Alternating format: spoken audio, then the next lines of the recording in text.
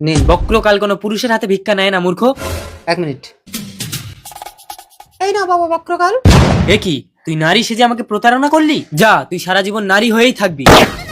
এ কি বাবা বক্রকাল, আমার বউ বাড়ি নেই বলে আমার বউর রূপ নিয়ে আমি তোমাকে দুটো ভিক্ষা দিতে চেয়েছিলাম। ও আচ্ছা, তবে অভিশাপ কোনোদিন ফেরানো যায় না, কিন্তু কিছুটা কমানো যায়। যা, তুই প্রতিদিন 12 ঘন্টা নারী আর 12 ঘন্টা পুরুষ হয়ে থাকবি।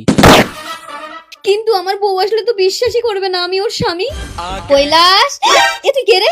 আমি তোমার স্বামী। এই চুপ শয়তান বহুরূপী, তুই আমার রূপ ধরে আমার স্বামীর সাথে শুতে এসেছিস? তবে রে আসুক আজ ঘরে, বেরো আমার ঘর থেকে। কি হলো বৌদি, কাঁদছো কেন? আমার সঙ্গে তোমার লাইন আছে, দাদা কি ধরে ফেলেছে? ও আচ্ছা, তাহলে তুই আমার বউর সাথে লাইন মারিস না? না না, চলো, তোমার দাদা ঘরে নেই।